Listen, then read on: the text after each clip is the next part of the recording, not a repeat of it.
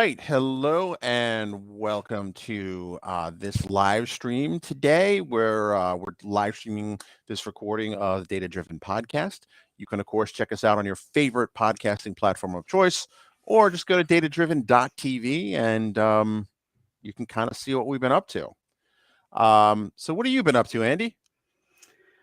Frank, I have initiated the build of a brand new desktop. I haven't had a desktop as my main machine. Gosh, 15 years. It's been 15 years That now. I've been long? using a laptop. Yeah, yeah. Wow. So, independent consulting, the laptop life. The laptop that I've got now is a ThinkPad P51S, I believe.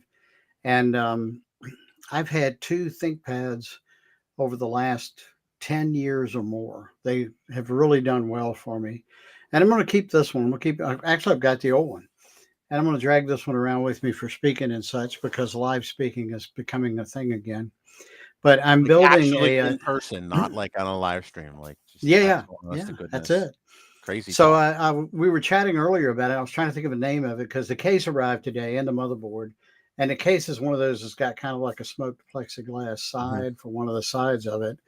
And Stevie was talking to me about it. And he said, all the cool kids are like decorating the interior since you can see into it. And I had just talked to you about the name for it, and you picked the name. You can tell everyone what you Oh, picked. you did decide to go with Donager.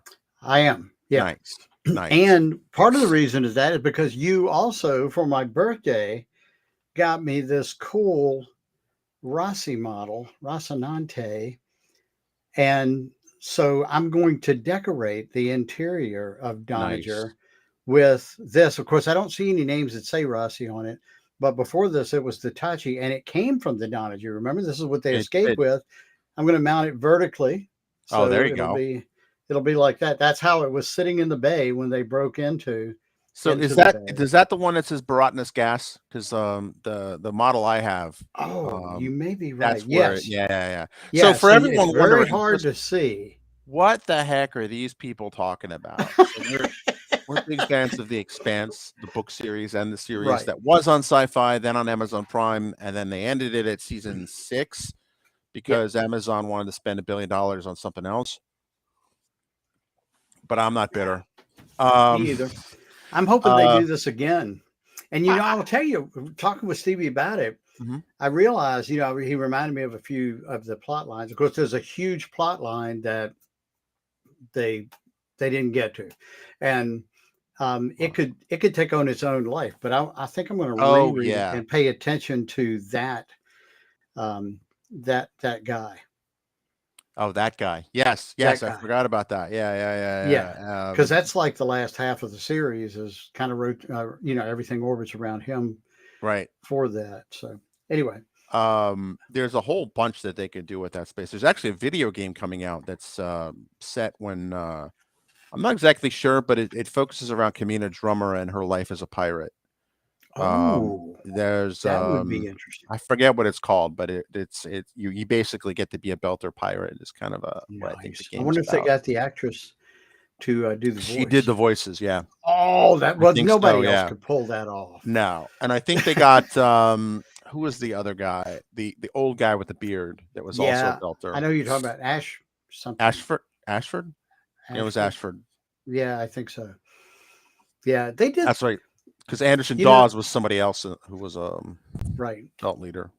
Yep, yep. Everyone's like, "What are they talking about?" So that's what we're talking about. The We're geeking out Expanse. about the Yeah, Expanse. right. Um, And so I already have Frank pointed out. I already have a device here. I could. You mentioned that, and I think it's one of the IoT devices we have. One of the many we I have thought it floating was your around router here. for some reason or a server. Oh, it is. It is the router. It is named Weeping Somnambulist, but we got a different router, so that's why I was having trouble finding it. I see Stuart Ainsworth, old guy Stu, with the beard. So how's many it ways going? to take that.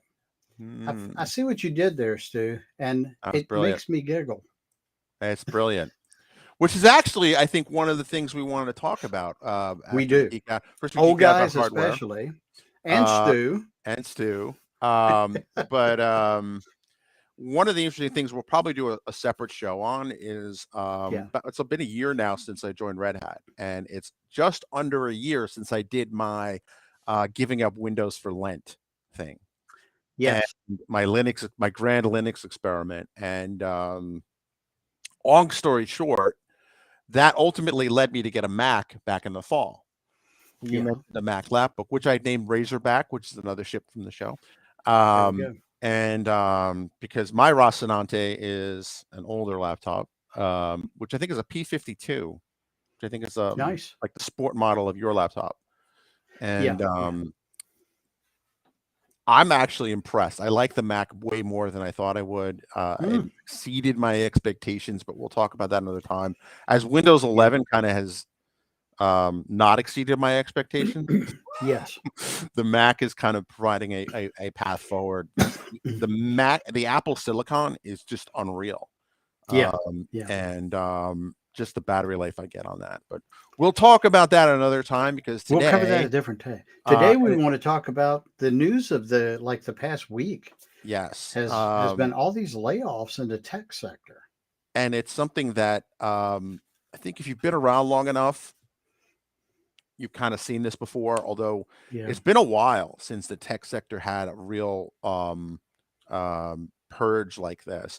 And Yeah. Stuart Ainsworth was one of the guys that we found out had also been affected by the purge at Salesforce, I think. Yep. And if you're looking for a SRE guy, he's your man. If you're looking for, he's a good .NET folk from way back. We actually had him on the show. I think the title of the show Yeah. was Site Rebi- Re- Disaster Recovery and Chaos Monkeys or something like that. I think that's what it was. I That was a remember good that. show. Got to get It him back was. on the show. Yeah. But yeah, so there's a lot of good people that are finding themselves on the market, and obviously the optics around Microsoft's layoffs have not been good. Um, Yeah. in regards to a certain private concert for Sting Yeah. with Sting, I th- four senior executives that they announced the night before, and the funny thing is you yeah. can see kind of the PR firms duking it out now, right?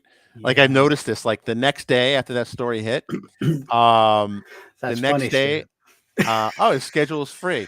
Actually, Stu, are you up to being joining us in the live stream? Cool, either way.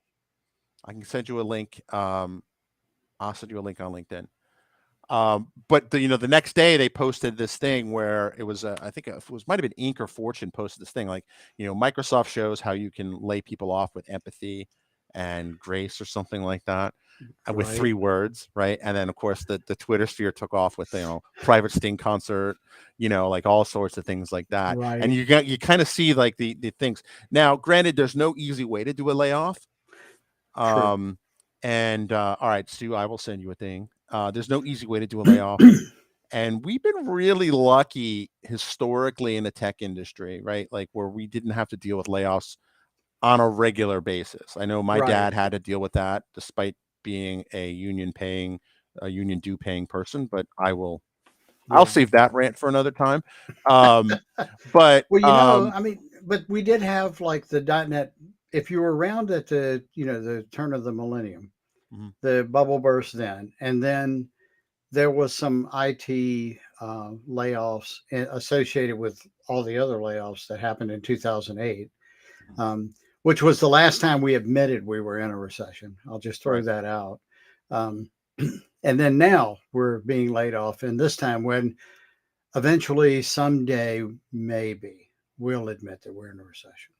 Yeah, that it doesn't matter. Like, yeah, and I think one It of the best doesn't. When things. you're getting laid off, it doesn't matter. Right, it's a recession when your neighbor gets laid off. It's a depression when you get laid off. And for Isn't it me the truth? personally, like my first experience on the layoff roundabout, as it were, was in 2002, Mm, after the .com crash, 9/11, the financial sector. So I worked at what we would today call a fintech startup in Germany, and yes. I moved back to the US, and basically, .com, and it was in the financial sector, which after Right. that was just, I mean, I might as well just paint a big target on my forehead. It was Yeah. that, Yeah. it was that bad. And, but, um, we'll get Stu on in 1 second, and Yeah. That'll be fun. excited to see him join. And If anyone else has something, because I think one of the things we want to do is we want to, and I got laid off from Microsoft in 2016, right? So like, Right. this is not, you know, uh, as bad as this is, and this is the one bit of advice, because you see Twitter, LinkedIn, go back to school, get certified, self care. I think the best thing to do is, if you've been laid off, whether it's Microsoft or anyone else, is remember that whatever happens to you can make you either better or bitter, and That is an excellent point. you get to pick. And Yep. that was kind of the mantra that got me through the 2016 rounds of layoffs. So we have Stu here, who doesn't have his video on. Hopefully he's fully clothed. I um his video doesn't work. Does his audio work? Oh Are you there? no. Stu, I know you get laid off, but don't start an OnlyFans. Or do. I won't judge. All right, so we'll wait for Stu's video to come on before we bring him on. Yeah, But I this will mean, be exciting. I got. I mean, the interesting thing is that with the change of leadership, I don't know exactly how many layoffs Microsoft had prior to Satya being CEO, Yeah. but it was not a regular occurrence like it has been with him being CEO.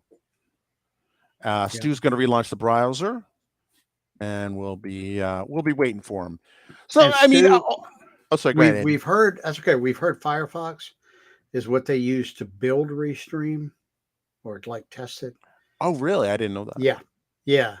And it's not that it's better, but it is less crashy than, I'm running Brave, which is subject to, updates all the time. But I like it. I still like Brave and I still use it as my main browser. But if you've got Firefox installed, don't install it just for Oh, this. I see his audio this time and his video. I see Stu. How's it going? Oh my God, Well, I love the shirt. So if you're watching this, he's got a Commodore 64 shirt, which this came in just from Amazon the other day. oh, that's A awesome. laptop sticker. I'm not sure if I'm gonna put it on my car or the laptop. I don't know. Serendipity. Yes, amen. That So is it. I'm the only one on this call with just a little bit of stubble, but I got two guys here with a beard. So Stu, how have you been? It's been too long. Yeah, I know. And first of all, thanks for the whole push the other day and the link to the podcast. I went back and listened to it, and you know, I sounded really smart back then. You still do. You Yeah, still do. No, so but I mean that's one of the things that I think messes with your ego right. when you get laid off, right? It happened to Oh, me. for Happened to me sure. twice, right? It Right. happened to me in Yeah. 2002. It- And I also, for folks that don't know, I think I've talked about this on the stream before, but I was late for work on 9/11, and that's probably why I'm still alive. yeah. So in addition to dealing with PTSD, which caused the utter collapse of my relation. Every relationship I had was basically collapsed, and I Right. was back living with my parents. I also had that aspect of, one time I was considered smart. At one point, I was flown around Europe to be the e-commerce expert for my employer, Yeah. and then I was basically, um, I mean, nothing. Nobody would. I mean, it was just a really bad time, and it Yeah. does mess with you. So for you, well, we haven't heard you talk much, so we don't know if you still sound smart. But I'm going to wager that you still do. But I mean, it's one of those things. It's normal to kind of doubt yourself, right? Yeah. That's funny. So don't Yeah. give yourself a little bit of wiggle room with that. It, And then when I got laid off in 2016, like I want to, in the prep, they're doing this now again at Microsoft, is that certain amount of jobs are going to be eliminated by the end of March, right. and you basically kind of have to go around and interview internally. I applied to, I forget the exact numbers because I parts of that year I blocked out on my brain. Part of it was is psychological. Part of it was I had a massive concussion later that year, and I applied for like 40, 50 some odd jobs, Right. and the interviews I got about like maybe 5 to 10 of those interviews. All of them wanted me to move to Redmond, Right. right? Which is where my position originally was going to move anyway. And I can't, I Mm, didn't want to move for family reasons. I wanted to Right. stay here yeah. on the East Coast. So it was just kind of like, it's one of those things where I would joke like I couldn't get arrested on the Microsoft campus, like when I went Right. out there, like because I kept saying like, hey, I could do this job really well from DC, and so I mean it's a tough thing, and I'm proud of you because you got out there right away, and you made it known that you need help, kind of getting your word out about you and Right. Yeah. stuff like that. So sorry, I have monopolized the conversation. It's been a weird ride, and you're right. It doesn't do.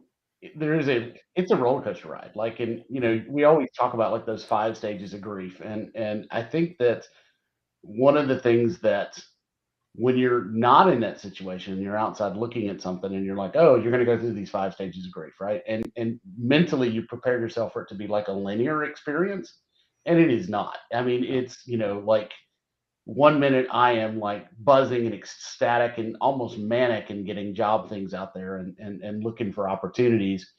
And then the next minute, like it's I'm curled up on the couch, just like, what am I going to do now? Right. And yeah.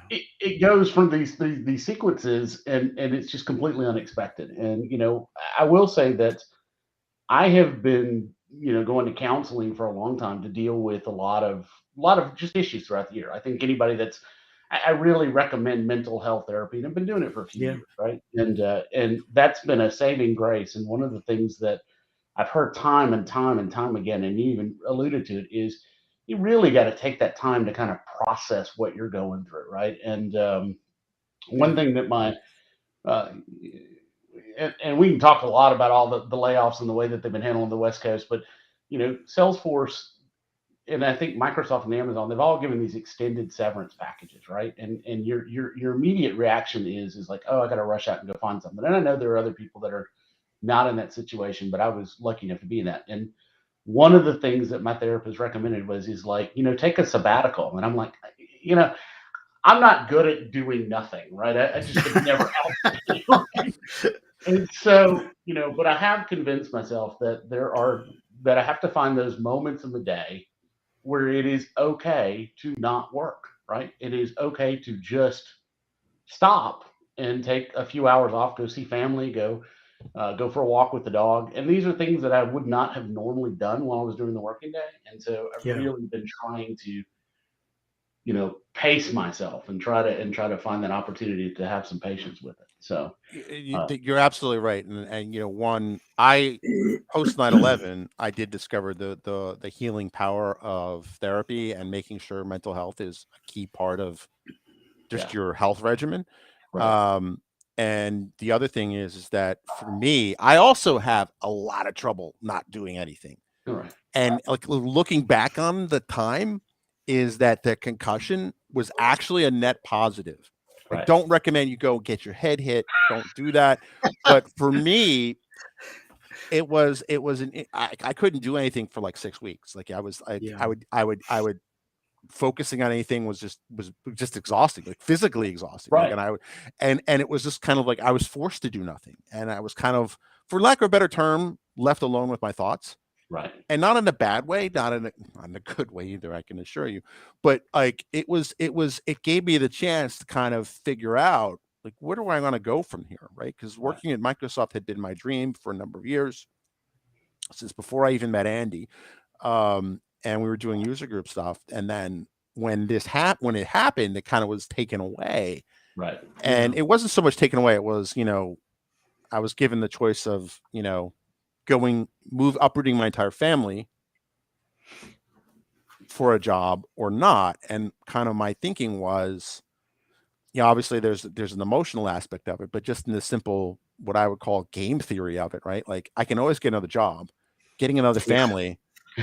One isn't really possible. Two, even if it is, it's real expensive. right, And three, probably really tragic, right? So that was kind of my decision, and I still stand by that decision because the guy who did take my role, he was laid off like a year later, right? yeah, So like it was Wow. just don't. I think the lesson I took away from that is don't rearrange your life for a job. right, Now, if you have to, you have to. Like you got to do you got to do to pay the mortgage. But, kind of getting out of that kind of fight or flight kind of vibe is critical. And you're right. Like, we are very fortunate in that we got, I got a nice severance. All these tech companies are doing a good severance package. Now, are they doing that out of the goodness of their heart?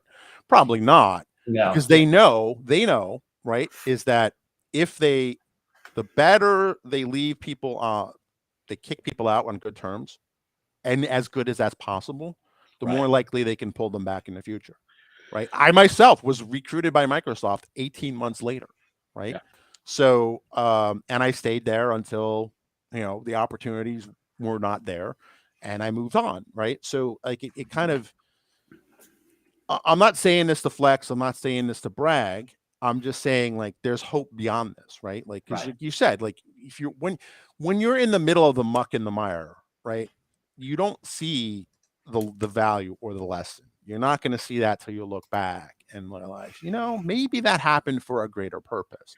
Well, The concussion, for example, right?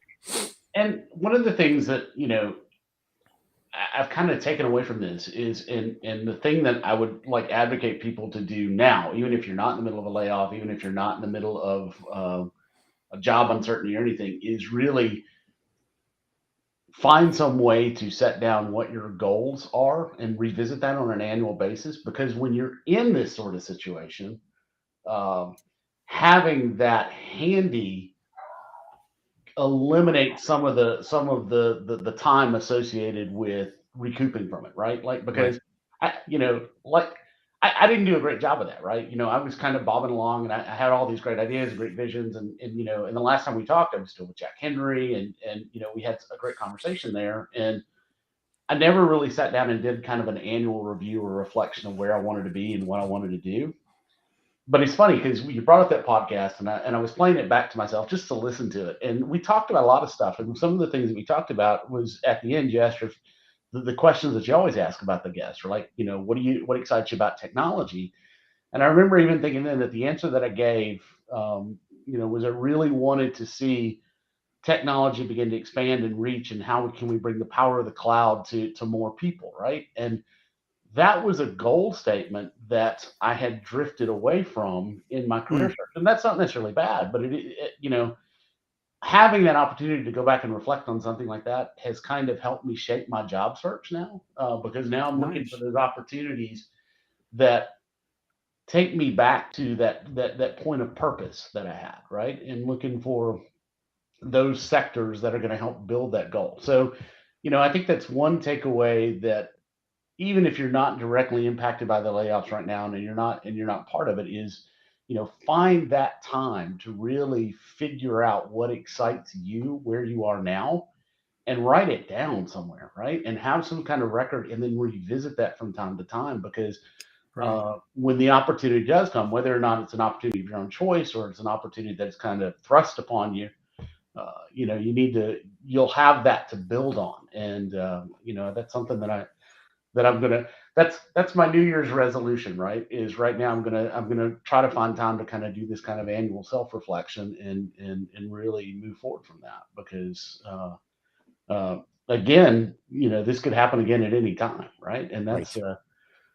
something we're all kind of dealing with right now. So No, I think that that's very well said. You are further along, kind of, than certainly I was at this point. um, and that's one of the things, is that, Andy and I make it a point to kind of rib each other on our goals and kind of what we're doing, and like it Hmm. all, um, and when it was in 2016, I kind of reset the new year. I couldn't wait for the new year to get new energy. So I switched to All Saints Day, which historically, going back thousands of years, was the Celtic New Year. I know right, there's going to be some people that will debate that, but for all intents and purposes, if you look at what was done in antiquity, it maps pretty closely to what we would call a new year, right? And it's right, arbitrary anyway, right? right, right, Um, whether it's January 1st, whether it follows the new moon, or the lunar new year, like it's all one of those things that really depends on context.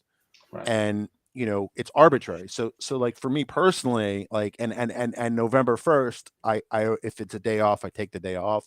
I mean, if it's not a holiday, if it's not a weekend, I take the day off, and I do reflect on my goals, right? Right. Because for me personally, again, whatever holiday you want to make it, like for me, that matched because my grandmother would always do this big thing for All Saints Day, and both my kids have December birthdays, so the traditional kind of January is just an awful New Year. Not awful, but it's kind of like December's a blowout. Right. You know what I Right. mean? So like, by the time January 1st comes along, everybody's just wiped out. Like so, Right. Yeah. so, and it's one of those things where it's always going to be that way. Knock on wood. So, November kind of is my new year. And that also gives me a chance to gives me two shots at the new year, right? Like Right. once in November. And then if I completely drop the ball on something come January 1st, I'm like, I should probably take a look at that again, Yeah. you know? So that's good. I mean, you have a healthy outlook, and just remember that you may not always have that healthy outlook.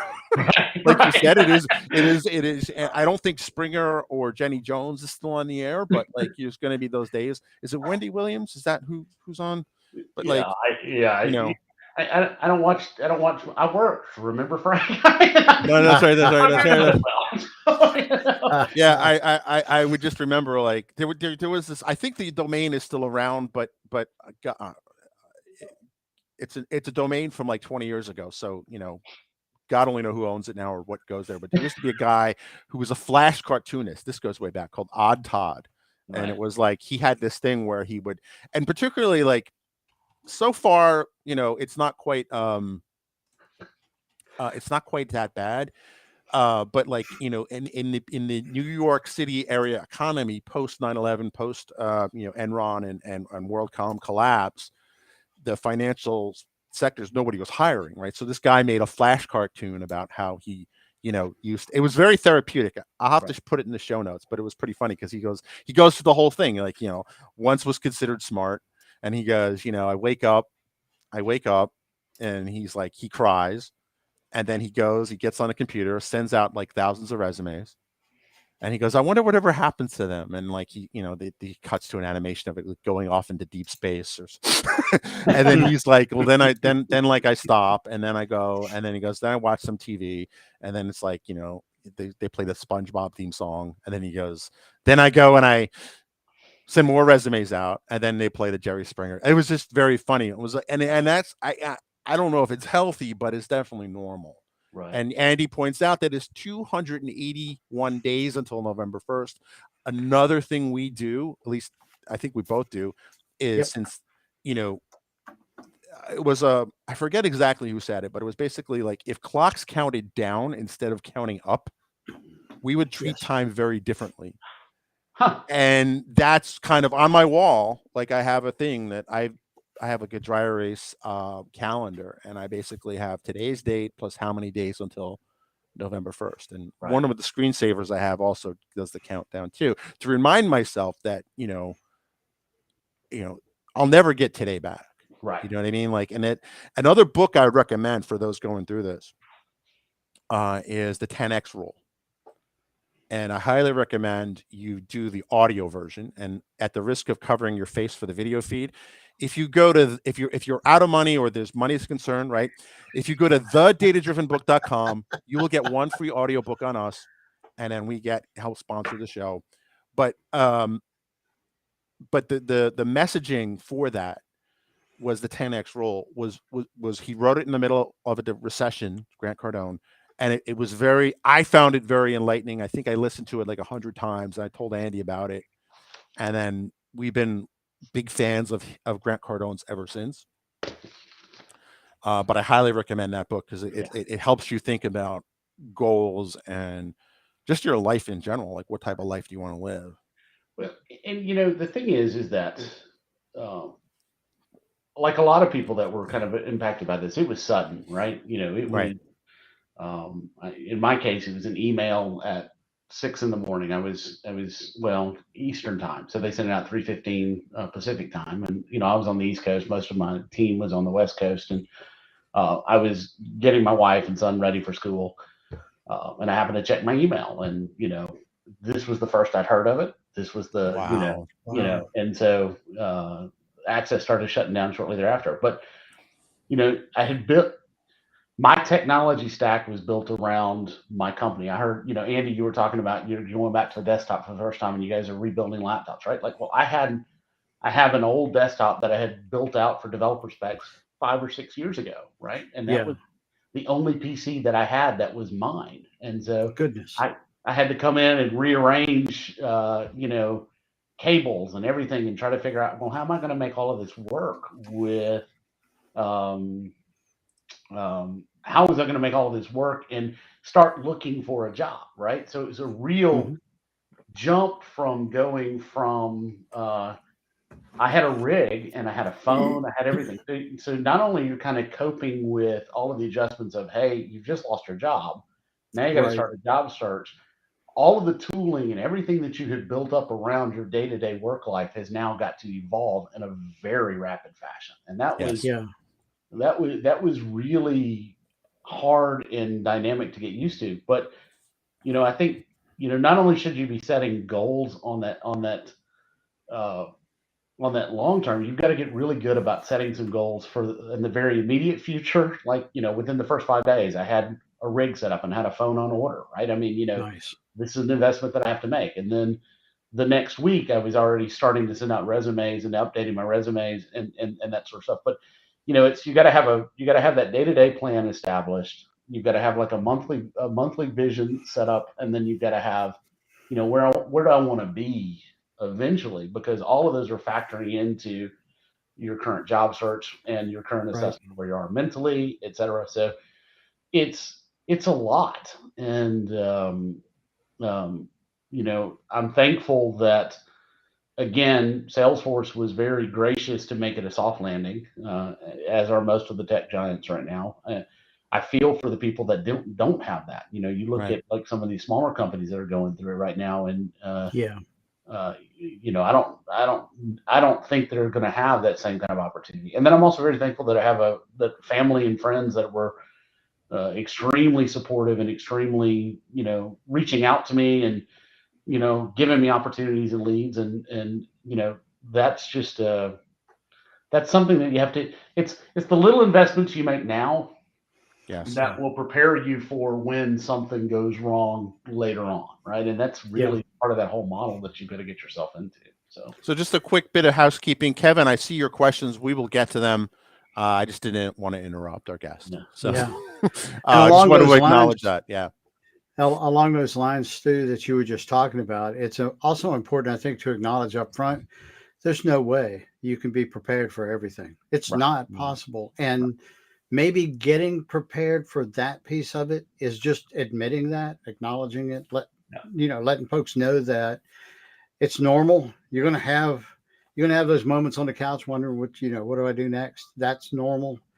And I don't want to throw anybody any kind of way. You can be as prepared as possible, Right. but you're never 100%. And I know a lot of folks going through today. In fact, we're recording this on the 24th of January 2023.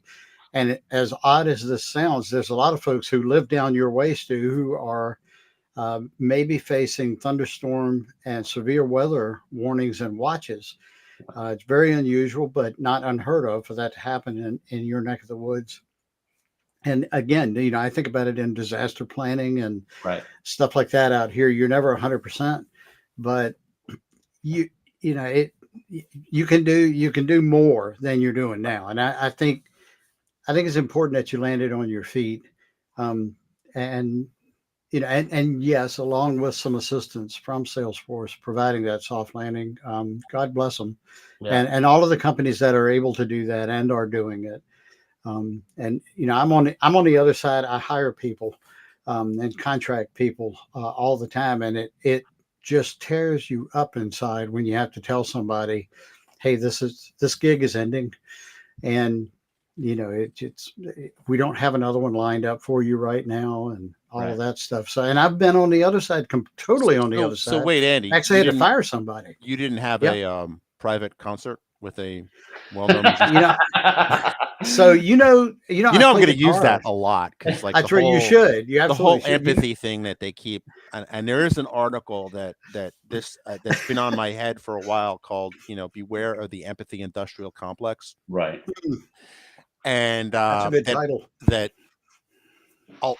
empathy is a real thing. It's a real human emotion. It's important for any social creature, whether it's dogs, elephants, or Sure, humans. sure. But the whole notion of it being kind of hijacked and used for, to basically cover up, behavior that is far from empathetic, but it's Yes. kind of, but that's, sorry, Andy, I cut you off, but No, yeah, no, it's all good. It's all good. I was going to say I do play guitar a little, and I could do my own concert, but I'm not nearly as good as Stan. So So, right after it happened, I wrote a blog because I was, I've been thinking, I've been thinking about disaster recovery for a long time, right? yeah, And disaster avoidance and things like that. That's just part of what I've done for a long time. And yeah, one of the things that Salesforce always encouraged you to do is write down your values, right? And build you would build your annual plan based on what your values, your vision were. And I was already in the process of starting mine when this happened. And one of the values is everybody has a plan until they get hit. I prefer to say everybody has a plan until they get punched in the mouth, but that's not the accurate quote.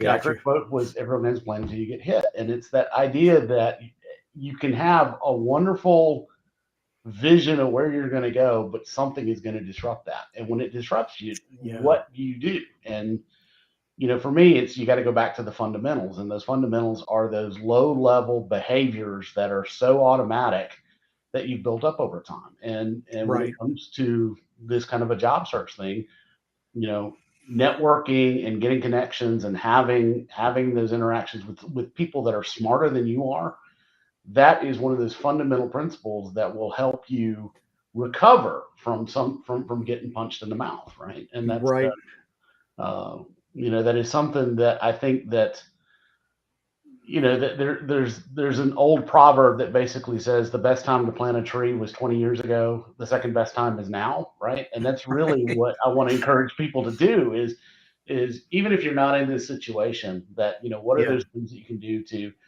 um, help proof yourself against future disasters in this kind of way. absolutely. And Yeah, you're absolutely right that you can't prepare for everything, but no, there are certain fundamental things that you can use to build a plan B in a very responsive fashion when you right. encounter something that you didn't plan for in the first time. Well, What? it's kind of like turning our engineering mindsets, and all three of us are engineers. It's like turning that back on ourselves Mhm. and thinking about, you know, the fact that paranoia is a virtue. A Mhm. lot of people don't get that. Right. And along with that, it's really not paranoia if if they really are out to get you. There's that. Um, the and and fixing things before they break. I remember in my years as a technician, that was one of the complaints I would get. You're always looking at things and trying to fix them before they break, and it was a complaint. Right. And when I left being a technician and started doing engineering, all of a sudden it was like, holy smokes, that's an asset. Right. Right. Right. That's a great way to that's a great way to think. And look, it works. I've been doing it without trying. But Stu, in addition to all of the skills that you bring, and for those listening or reading a transcript, Stu has amazing skills that he brings to anything that he does.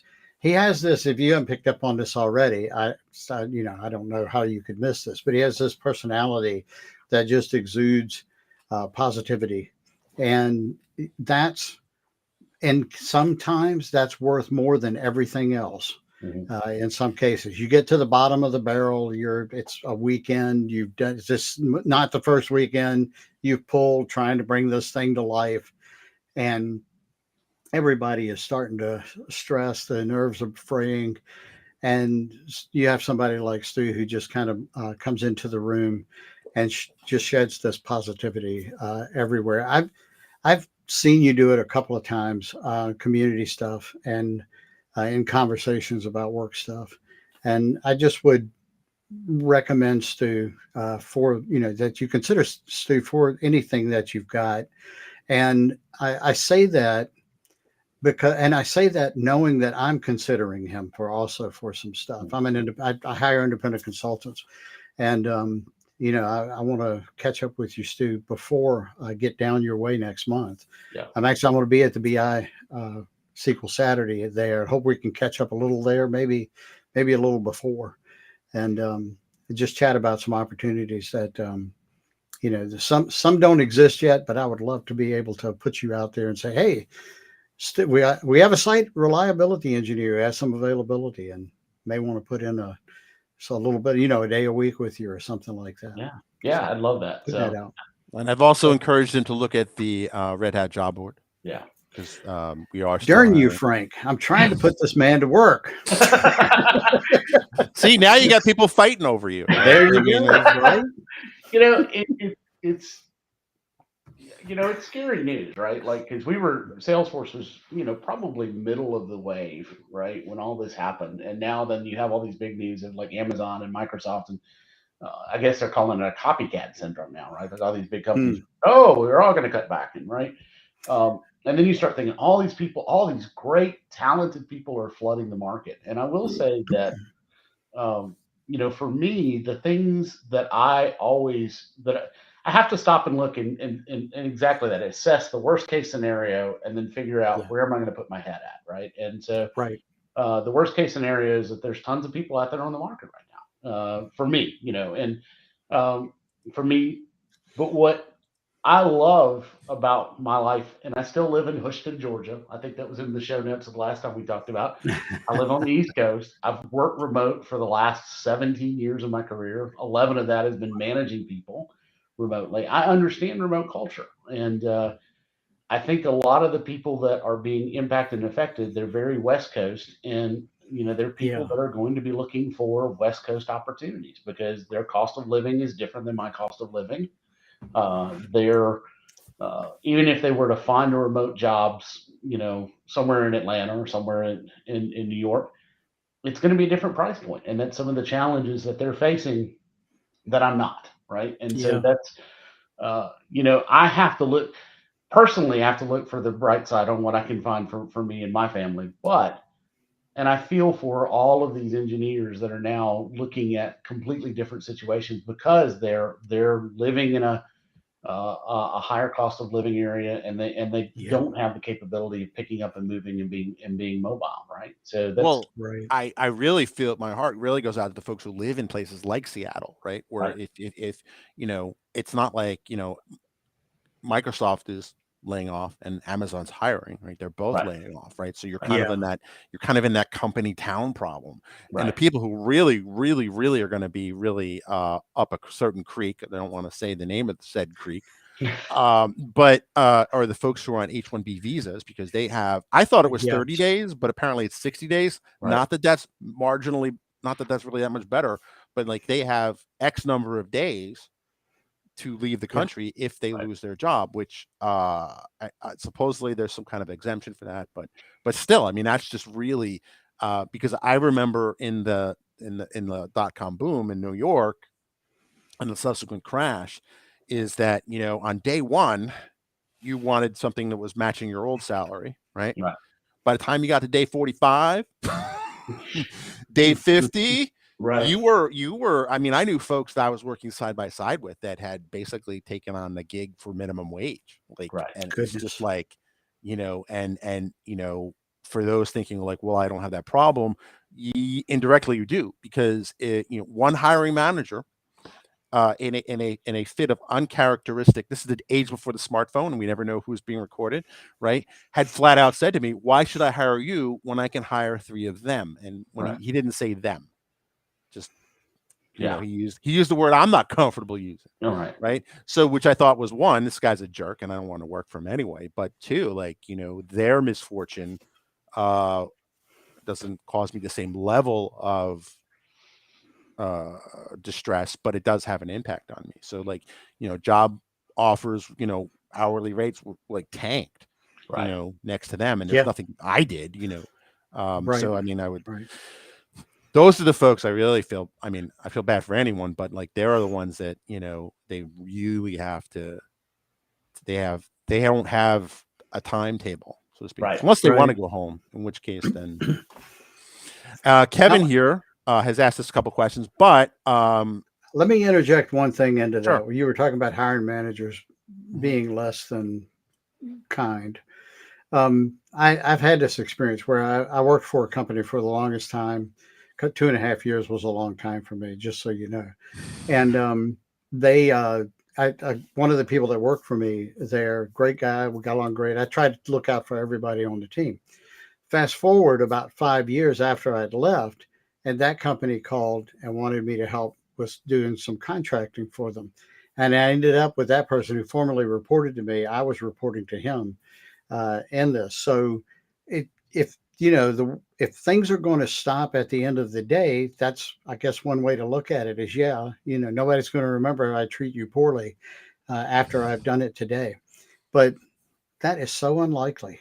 Right. Um, Right. you know, Well, I mean, that's the thing. yeah. I think it was Jackie Gleason. And I want to get to this beautiful quote from Kevin because Kevin's been Mm, like super patient. And he goes, something wonderful is always on the verge of happening. And that's true. I excellent really quote. believe that. One of the things I think it was Jackie Gleason had said, be careful who you treat on the way, be careful how you treat people on the way up because you never know who you're going to meet on the way down. And Right. that's true. Like, and Yeah. I'm not saying I'm this wonderful, virtuous, like always kind person. Anyone who's cut in front of me in traffic knows that that is not the case.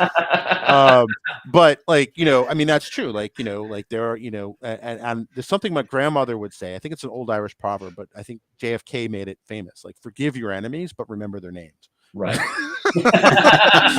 you know, um, but I mean, like you'll remember, like in that case when someone who worked for you became your manager, like Yeah. Right. I'm assuming that you treated him very well and with kindness because that's just who Andy is. I don't want to test it ever by cutting in front of him in traffic, but um, I don't want you to yell at me either. I don't I'm want not to be cutting in yelling at front of you. you. I've heard you. We've been on the phone when that's happened, and you've said like "phooey" and Yeah, yeah, yeah, "shucks." yeah, yeah. Yeah, it's terrible. It's I'm glad awful. I've got you Awful. off Awful. speaker with the kids around. Oh my God! Like with my older kid, we were very conscious about how what we said in the car, but with my younger kid, I don't know what happened. We just God Second bless kid. him, but he's got. I mean, that kid's got a mouth like a sailor. Like my It's God, resilient. They're he's resilient. resilient. That's a Yeah, great description. Yes. Yeah, I think that's another fundamental value that I Yeah. think all three of us share, right? Is that it all we want to be good people, and to be a good person, you have to be good to people, right? And Yeah. uh, especially yourself. You have to be good to yourself. right, and Like it's uh, it's a very small tech community, right? I mean, Yeah. it's funny even because of the people that I'm talking to. Inevitably, a name will come up and they'll go, "You know, so and so," and I might know them, or I might know someone who knows them, right? So it's Right. really it's that whole 6 degrees of Kevin Bacon, right? I mean, there are really probably 3 or 4 degrees between any one of us and anybody else in this industry, and Yeah. you will get a reputation, and that can be either a good or a bad reputation, and it will help or hurt you in the future. And so, trying to find ways to really show and reflect empathy, it's that is one of the things that I think about all of these major companies is that um,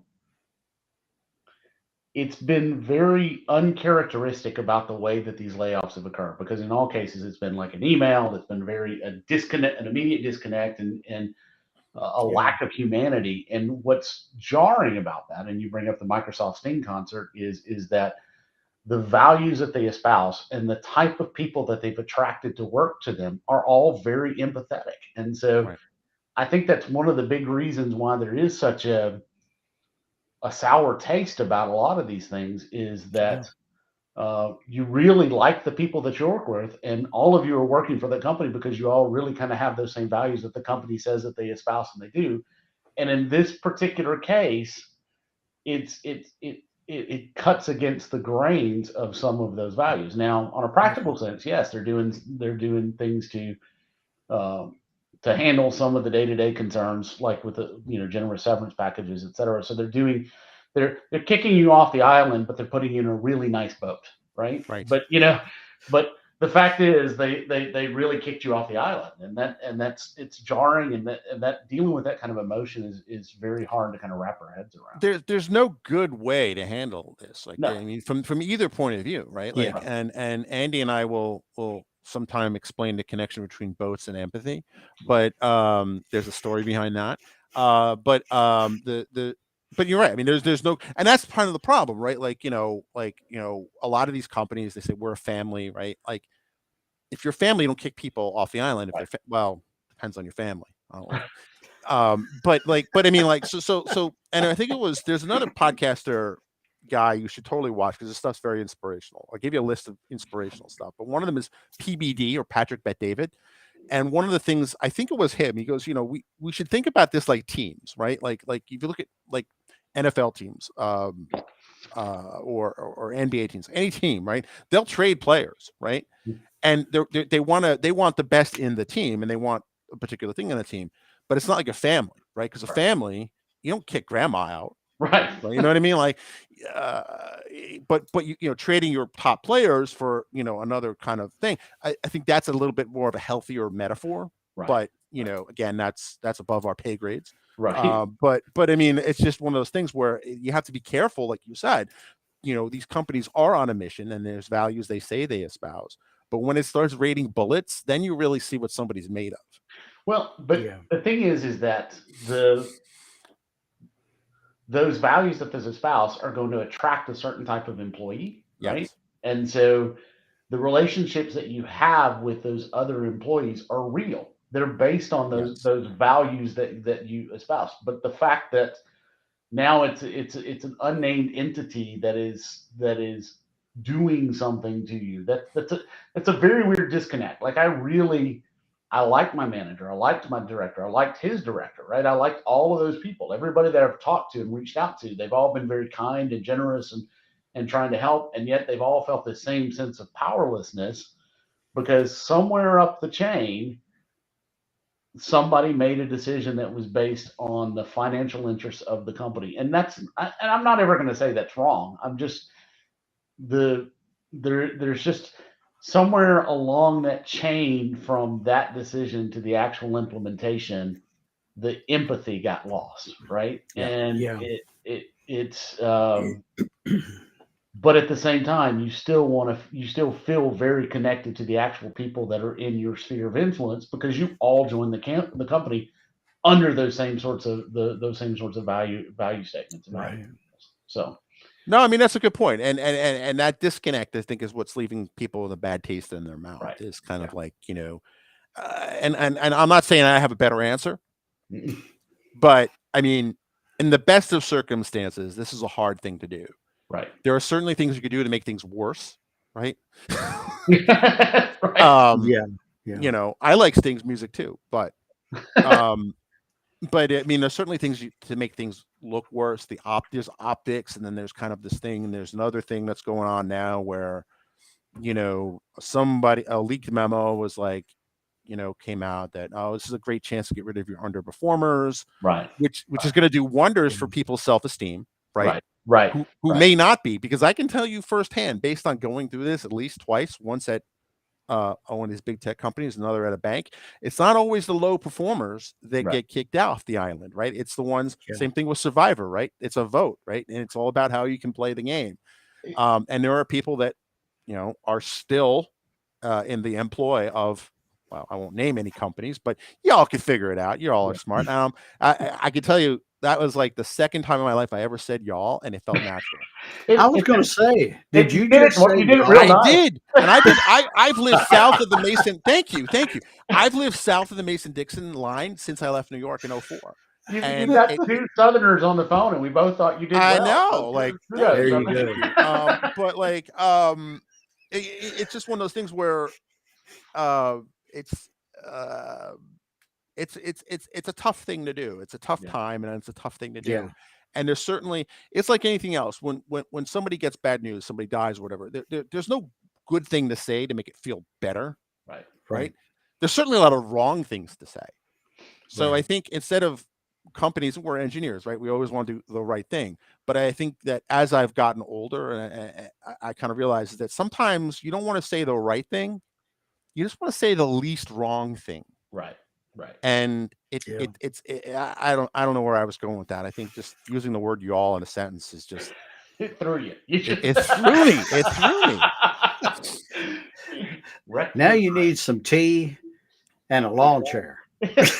Oh, I have both now at the new house. See, there you So, go. wow. You're coming right along, Frank. Yeah, And this is you'll the fit inside. closest I've lived to the Mason-Dixon line ever, too. Like, I'm actually Wow. only probably about a 20, 30-minute drive. So I've actually moved Wow. further north, but who knows? Right.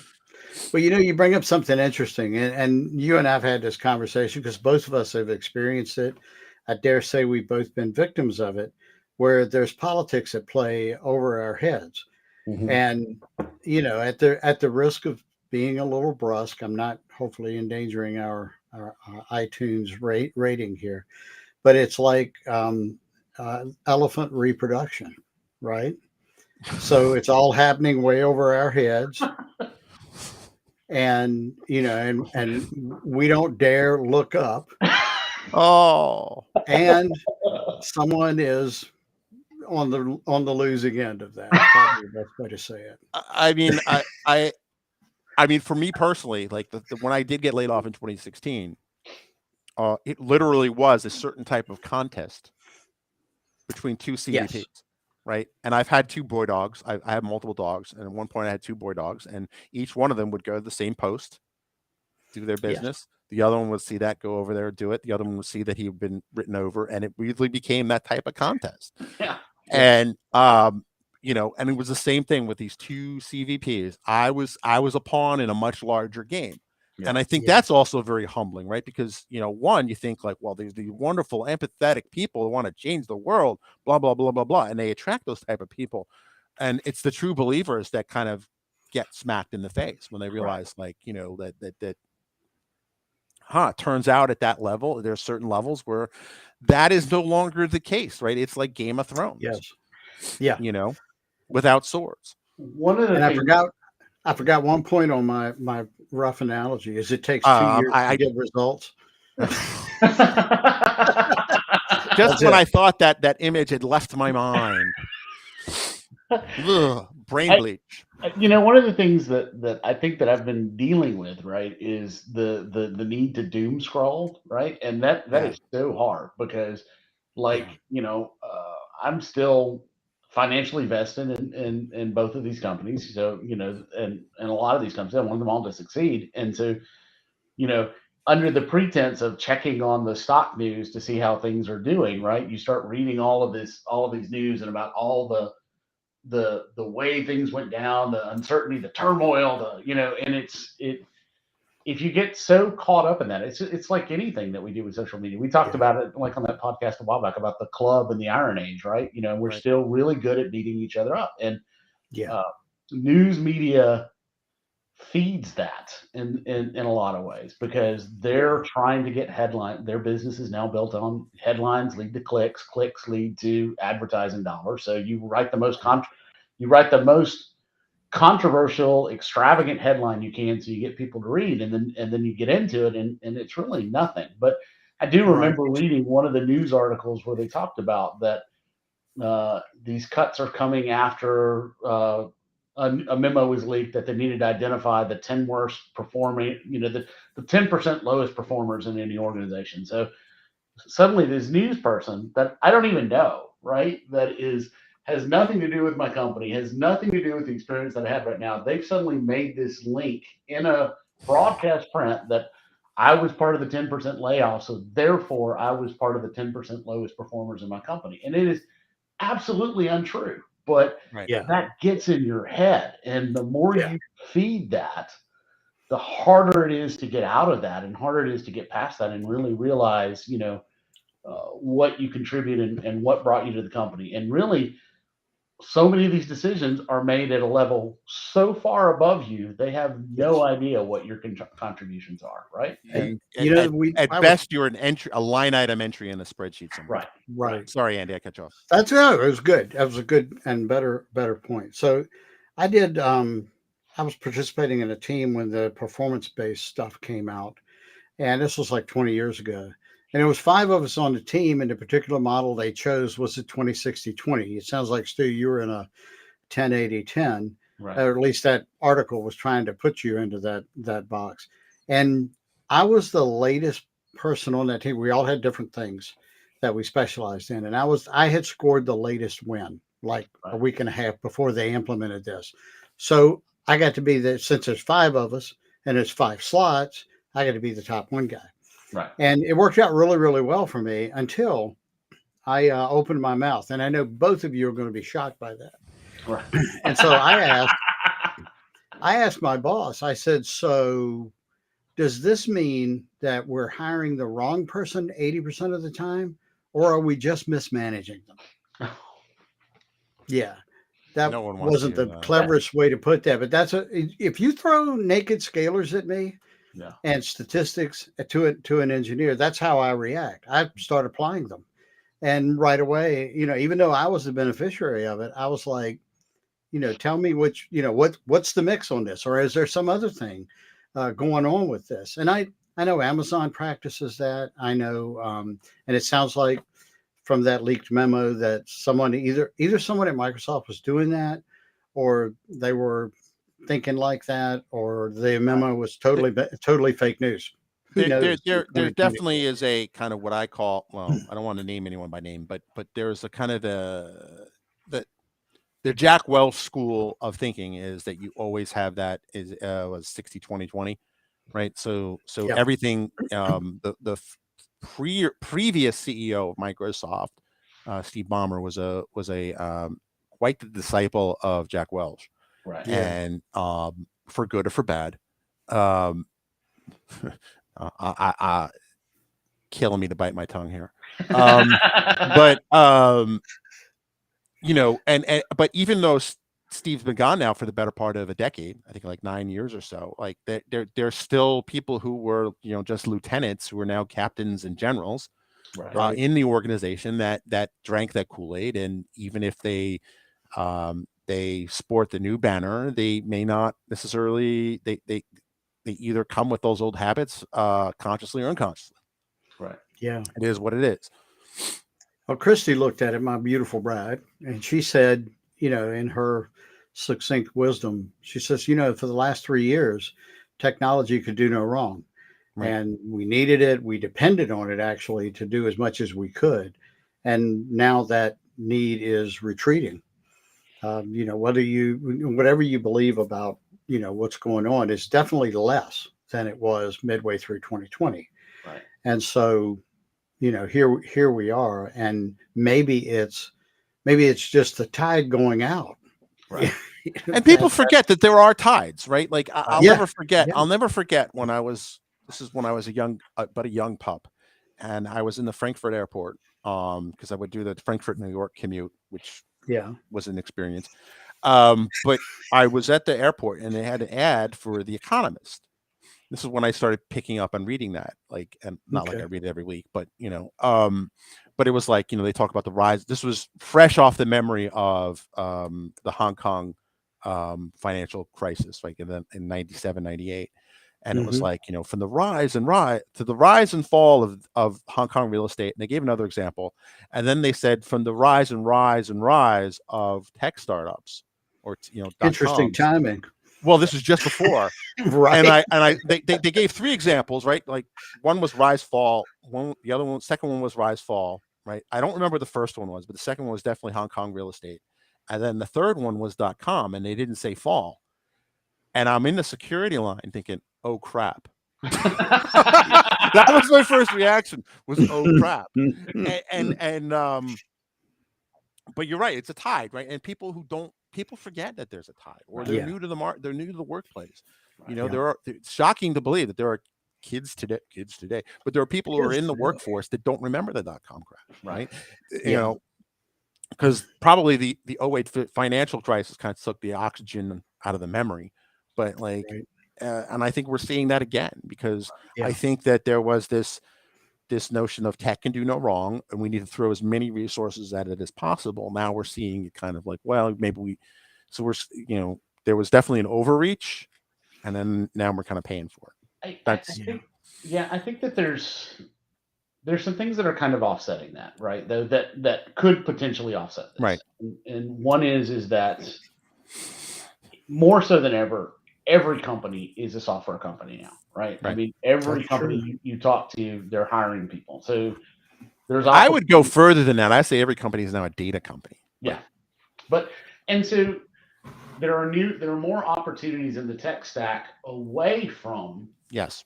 the classical fangs. And it's weird to say the classical fangs because even 5 years ago everybody was talking about the fangs, right? That's the big giants. And in reality, I think enough of that wave has spread out among these other companies. And the second thing that is really impacting that is uh, COVID changed the way that we worked. And Yeah. even though there is a little bit of this snapback to get um, people back into office spaces across the country and return to work, there's still an awful lot of companies out there that are uh, work from home friendly right now and are still Mhm.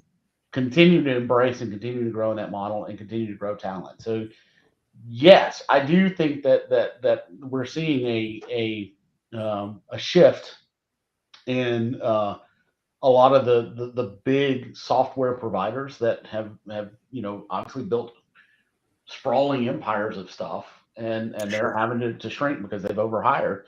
But at the same time, I think that there's still opportunities in lots of other shops that for a long time have been struggling to find people because the people that they needed have been all going to work for the big shop. So No, you're I think That's a absolutely fair right. point. I think this is what makes this different from the .com crash. right, Yeah. right, Is the Yeah. fact that there was a post somewhere, I forget, it might have been Twitter, but it was kind of like, you know, um, I think they gave the example of, so you've been laid off by these big tech companies, if and anytime you go, I think the example they used was Home Depot, like right, which is not that far from Atlanta. right, But they said, all these companies, they still need help with their digital transformations, because anytime you go into any retail store, it's not just Home Depot, but like, wouldn't it be nice if you're a technology, you go in these stores, you're frustrated by the experience. Hey, well, now's your big chance.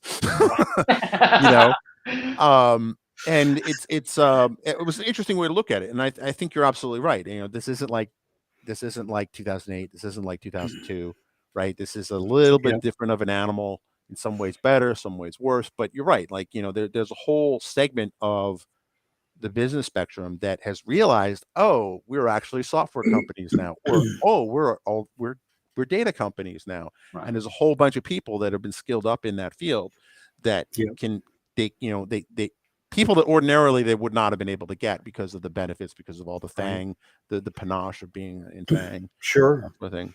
And so one thing I want to throw out here, I know we're getting close to running down because I know how we are when we're that way. Um, one of the things I did around March 2020 was I realized there were a lot of people out there who were losing their jobs and the technology was kind of on its way up. And if you wanted to, I would give you access to my training that I usually charge for free. And I want to do that again. So, Frank, I know you've got a way to put a banner up. And if you Wow. want to get into Azure Data Factory, Azure SSIS, which, believe it or not, I got a blog about this, but every time I ask people, I've been doing this for years, who's running Azure Data Factory in production? A certain number of hands go up. And I did this recently at a large conference, and I got the highest percentage ever of people doing that. And it's less than half. That's the message. If you Right. feel like, yeah, if you feel like you're being left behind, you're not. So Right. you're still early. It's That less is than an half. excellent point. That is an excellent point. Sorry, Stu, I may have cut you That's off. okay. No, Frank and I have been talking about this for a couple of weeks because the conference was last year. But So, the as you thing that I know, want you to do, go ahead. If you could do this, Frank's putting his red hat on.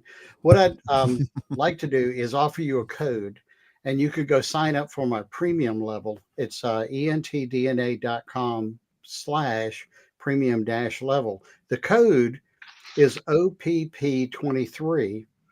If you'll sign up for that, it'll be free. It's a year's access to all of my stuff that I've got so far, stuff that I'm adding this year. And the reason it's OPP 23 is because I want you to think about this as not some bad thing that happened to you. This is the beginning of your next opportunity. So OPP for opportunity, 23 for 2023, and entdna.com. And if you go click on training there and then premium level, you can add it to your cart. And then for the code, type in OPP23. It's 100% discount. But I want to make that offer to people who have been laid off as part of this. You want to get into data? It's a way to start. I don't cover everything, but I do cover some, and I've been doing training for decades. Yeah, that's awesome, Andy. So that's a very generous offer. So yeah. Well, thank you. Thank Andy you is so the much. man. Great. Well, I So- didn't do it so y'all would say that. I try to help.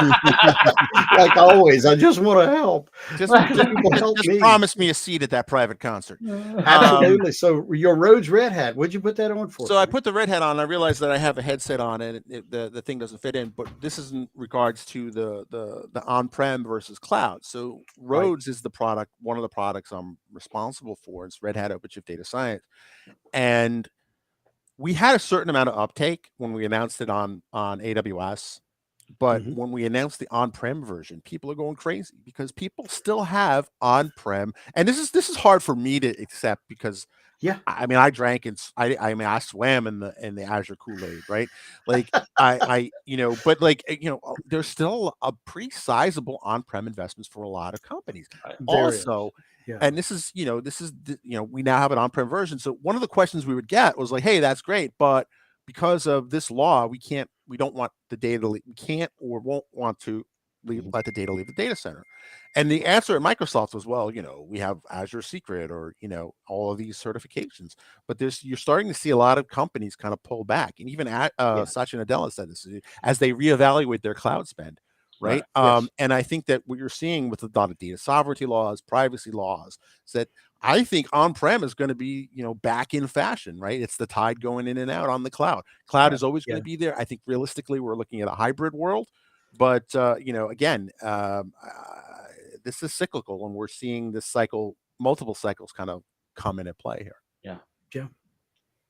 So don't feel bad if you've only don't know on-prem stuff because Yeah. that may be come back in vogue.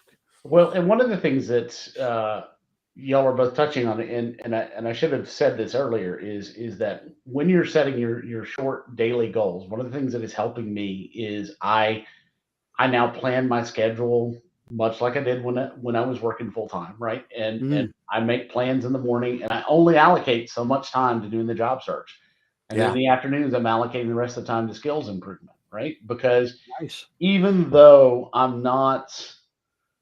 may not be able to flaunt those skills now. I'm taking advantage of the time, right? Because Absolutely. again, there's only once you get applications, it's the cartoon you alluded to, right? You throw it out into the wind, and then you're waiting, right? Because there's right, only so many of those things you can do, and I really try to pace myself and say I'm going to submit 5 applications a day, right? 5 applications a day, and then the afternoons I may spend an hour or two researching more opportunities, but I make a very conscientious effort to step away and to go do something else. And that something else Yeah. might be the mini sabbatical, like I take some time, or it's going to be I'm going to spend a few hours taking a class and picking up on some of those things that I don't have a depth of understanding on right now, and just using that time to kind of improve my own skills. And uh, I think having that structure is helpful for me, and I hope it helps other people as well. But I do think that that's a big part of this opportunity right now for those of us, particularly that have the chance. We're not in panic level 3, right? We're still right, at panic level 0, right? Yes. right. In 2 weeks, it'll go up to 1, and then after that, that's when we start. Well, Eventually, you'll have to. it's a cycle, right? It's a roller Right. coaster. I'm sorry, Andy, cut you off. So that's okay. Eventually, you'll have to battle the Mantis Men. Eventually, I quit paying for the haircuts and we go back to the afro. All right, so with that, I have to go. Stu, it's been great catching up. Andy, Yes. Thanks as for joining always. us.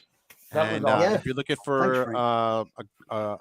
not just a good SRE engineer, but just a good overall guy, or for those watching on the camera, we're pointing at him. Um, check out Stu. And with that, I'll let Bailey end the show. So for those watching, Bailey is our virtual kind of um, third co-host, I guess. Yes. So cool. Cool. I'll play the Yeah. cool outro graphic, and I'll catch up with you guys later. Thanks for joining us on such short Awesome. notice, Stu. Thanks, y'all. See ya. All right, see ya. Thanks. Bye.